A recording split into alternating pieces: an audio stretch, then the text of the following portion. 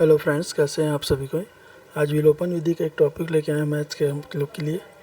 इसमें मैं विलोपन विधि को समझाने का पूरी तरीके से प्रयास करूंगा आप सभी को। देखिए, आपके सामने में एक प्रश्न दिख रहा है।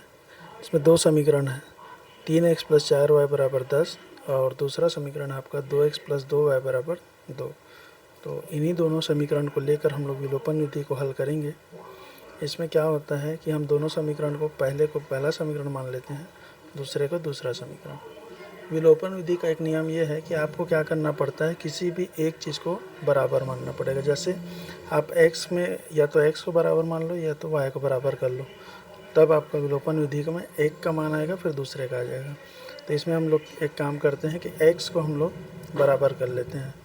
तो x में बराबर करने के लिए क्या करना पड़ेगा, आपको 2 का गुणा पहले समीकरण में करना पड़ेगा और 3 का गुणा आपको दूसरे समीकरण में करना पड़ेगा।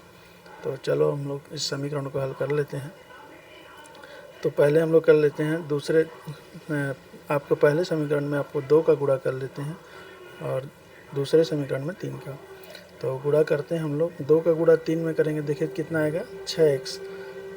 उसके बाद क्या करेंगे हम लोग 4 का गुणा 2 में कर लो तो 4 दूनी 8y हो गया, बराबर 10 का गुणा 2 में करेंगे तो कितना आएगा 20। इसको समीकरण नंबर 3 मान लीजिए।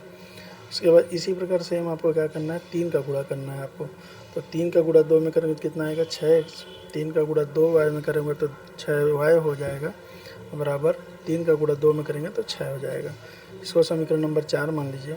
इसको जब क्या करते हैं, दोनों का समीकरण 3 और 4 का तुलना करेंगे तो आपको क्या करना है, जो चिन्ह दिया रहता है नीचे में उसके अपोजिट चिन्ह आपको तीनों में लगाना है। तो देखिए प्लस दिया था तो माइनस लगा लिए, तो 6x कट गया, 8y में से 6y जाएगा तो कितना 2y बचेगा, और 20 में से 6 घट गया तो कितना बचा 14। अब देखिए 2y के साथ गुणा में है तो जब पक्षांतर करेंगे तो कहाँ जाएगा, अंश में, तो कहाँ चल देगा 14 के नीचे, मतलब हर में चल देगा। तो 14/2। अब इसको कटा दीजिए तो 2 के कम 2 और 2 सत्ते 14। तो इसी प्रकार आपका y का मान हमको प्राप्त हो गया, y = 7। अब हमको क्या करना है, इस y के मान को हमको किसी भी एक समीकरण में रखना है, चाहे तो आप समीकरण 1 में रख लीजिए या समीकरण 2 में। तो हम लोग काम करते हैं, y के मान को समीकरण 1 में रखने पर इसको आपको लिख लेना है, उसके बाद हल करना है। ऐसा लिखना चीज़ से क्या है, गणित बनाते हैं ना, तो जब जो चेक करते हैं तो थोड़ा अच्छा फील करता है। तो y के मान को समीकरण 1 में रखने पर, तो समीकरण 1 को पहले आप लिख लीजिए यहाँ पे। तो समीकरण 1 क्या है आपका, 3x, समीकरण ये वाला है 3x + 4y = 10। तो इसमें आपको क्या करना, देखिए y के गुणज में 4 है तो y की जगह में आपको क्या रखना है, अब 7 रखना है। तो रख के देख लेते हैं हम लोग।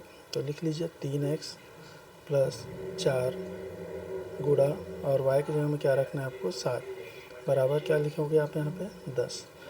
अब देखिए फिर 3x का तो हमको मान निकालना है, 4 और 7 का गुणा कर लीजिए तो आ गया 28, बराबर कितना लिखोगे यहाँ पे 10।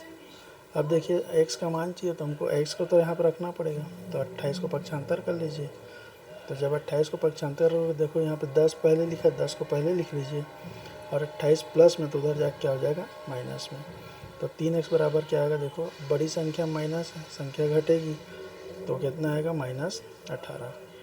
अब देखिए 3 फिर x के गुणा में है तो x को हमको तो अकेला रखना पड़ेगा, तो 3 को पक्षांतर कर लीजिए तो कहाँ पे जाएगा, अंश में, तो अब इधर आके हर में आ जाएगा। तो -18/3। अब आपको 3 के पहाड़े में देखिए 18 आता है तो इसको घटा लीजिए, 3 एकम 3 और 3 छंगे 18। तो x का मान आपको क्या मिल गया, -6। इस प्रकार आपको x और y का मान प्राप्त हो गया। y का मान मिला 7 और x का मान मिल गया -6। चाहो तो आप स्क्रीनशॉट ले सकते हैं। यदि आपको किसी टॉपिक में चाहिए होगा वीडियो तो मुझे कमेंट करके ज़रूर बताएंगे, तो मैं पूरी तरीके से